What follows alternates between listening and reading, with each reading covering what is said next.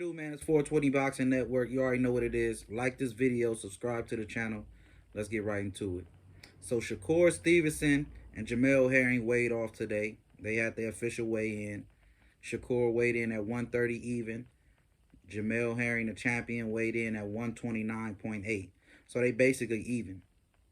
You know, a lot of people, they're saying that Herring is the bigger guy, you know what I mean? He's going to come and try to make it a rough and tough fight or whatever. Going to basically try to bully Shakur Stevenson. We'll have to see. We'll just have to see. But I want to get in a few narratives about this fight that everybody talking about. Okay, the friends narrative, that these guys are friends. Using the word friend is a strong word. I'm going to just say that. When dealing with anybody, not just these two guys, but in life, period. When you say someone is your friend, I think somebody who, you know, check on your moms when you're not around. You know what I mean? Check on your kids. Real close to you. You know what I mean? Hang out every so often. Know the family well. Things of that nature. I don't think these guys are like that. Now, they could be associates, yeah. They hang around the same crew, which is kind of odd in this fight because you have Shakur Stevenson, who's real close with Terrence Crawford. But as we know, Jamel Herring is also close with Crawford. Not only that, he's trained by Crawford's trainer, Brian McIntyre, a.k.a. Bomac. So that's a different dynamic we got right there. Shakur usually spar with Terrence Crawford here and there. I'm sure, I don't know if Crawford sparred with him this session. I don't think he would, knowing that a guy that's in his camp is fighting Shakur. I don't think he would spar with Shakur to try to get him ready. I don't think that'd be, you know, appropriate. But Jamel Herring having Bomac as a trainer, that's an advantage for him, especially in this fight, because Bomac knows Shakur Stevenson. So this is going to be real interesting, this fight. Bomac knows Shakur. So he's banking on the game plan. Jamel Herring, he's banking on Bomac, Terrence Crawford to give him the game plan that's needed to beat Shakur Stevenson. All he want to do is go out and execute the game plan. And Shakur knows this. Shakur knows, man, these guys know me over there. You know what I mean? Shakur already said he respect his trainer, Bomac. He respect their game plan over there. He respect the boxing knowledge they have. And that's one of the only things that he's worried about. Other than that, he's super, super confident. And I don't see why not. And I want to talk a little bit about that. I've been seeing a little criticism of Shakur Stevenson because he's trash talking, because he's selling a fight, because y'all call him a pillow puncher, so he know that he have to sell the fight outside of the ring. That's what y'all mad at. But I noticed something. Y'all don't get mad when Rolly starts to talk trash to Gervonta Davis. Y'all love that. Y'all like that. Y'all like to hear his mouth.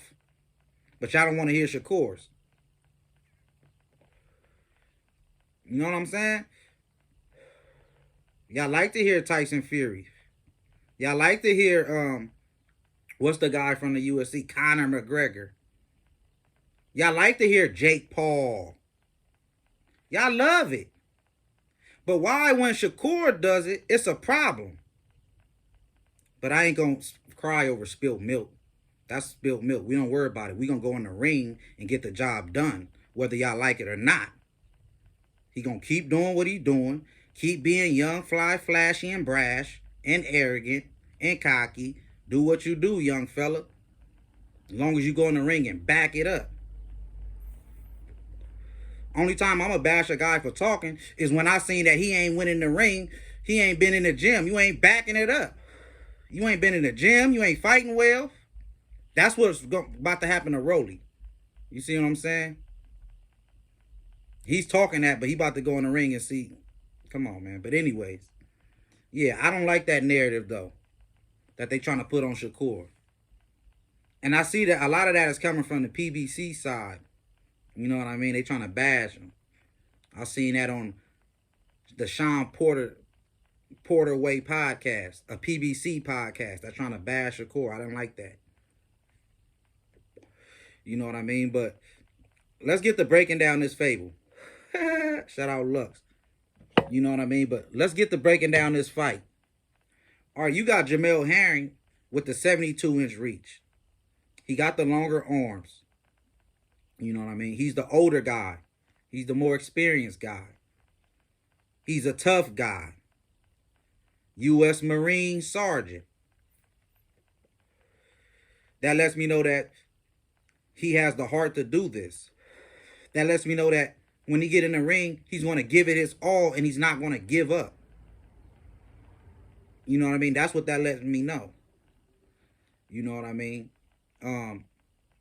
He's 23-2 with 11 knockouts. I know y'all seen what he did to Frampton. He beat Frampton in his last fight. But let's not make it like he's this big old puncher. He's a nice, accurate, sharp puncher. But I don't think he can just go in there and knock Shakur out with one punch. I don't think he just got one punch power like that. You know what I mean? But Herring's a great fighter. He's the champion. You know what I mean? Junior lightweight champion. And that's not by accident. You know, so he's going up against Shakur. We know Shakur, young guy, still in his youth, a tactician in the ring, a boxer, counterpuncher. Both of these guys kind of fight the same. You see what I'm saying? They're similar in style. Jamel Herring, they both southpaws. You know what I mean? They both boxers. They both can come forward and go backwards. They basically does the same things. They does all of the same things. But I feel like the key to this fight is going to be the youth and the athleticism of Shakur Stevenson, because even though they do the same thing and they have the same kind of style, I feel like Shakur defense is a little bit more sound. He's a more defensively sound than Herring is. You know what I mean? You see Herring, he go in there, he's marked up. Even against Frampton, he was swollen up a little bit. You know what I mean? So he can be touched. Shakur, on the other hand, he's barely getting touched. Statistically, he's one of the top guys defensively. So that's going to be an important factor in the fight. Also, the athletic ability. Like I said, they have the same style, but Shakur's faster. He's a little bit more precise. His timing is a little bit better. The little things. This fight is going to come down to those little things. You see what I'm saying? So those little things is going to be a factor. And those little things favor Shakur, in my opinion. So I'm picking Shakur to win this fight. 12-round UD or possibly a late stoppage. Because I don't think Herring is going to be able to withstand 12 rounds if it gets in a dogfight. Because I did my research on these fighters. I've been watching the interviews. I've been watching the lead up. And Shakur says, when he was talking to Max Kellerman, when asked about the game plan, what are you going to do in this fight? Shakur replied and said, I don't usually give away game plan, but I will in this fight. He says the game plan for him is to go in there and box him early. He feel like he's the superior boxer of the two. So he's going to go in there and box Herring early. And then once Herring feel that he can't box with him, Shakur is going to go on the inside. That's what he says. You know what I mean? So I got him outboxing him for the first 9 rounds. And then I feel like eventually he's going to get him out in championship rounds. That's what I predict. But Herring's a great champion. I wouldn't be surprised if he takes this all 12 rounds and make it a great fight. You know what I mean? Because both of these guys are boxers. You know what I mean? But I have to go with youth in this fight. I have to go with youth. And I'm telling you guys, I already predicted that Shakur would be one of these pound-for-pound champions one day. He will be on that pound-for-pound list. You know what I mean? He's a future Hall of Famer in my eyes. I got high hopes for Shakur. So, of course, I'm expecting good things from him coming this Saturday. So, but after this, man, we need Valdez. We need Valdez versus Stevenson. After this, we got to get Valdez. Valdez low-key been running, man. Valdez been running from Shakur. And we can't have that. So, after this, if you got to move up to get it, move up. If not, let's just make it happen, man. 420 Boxing Network. Like this video. Subscribe to the channel. I'm out.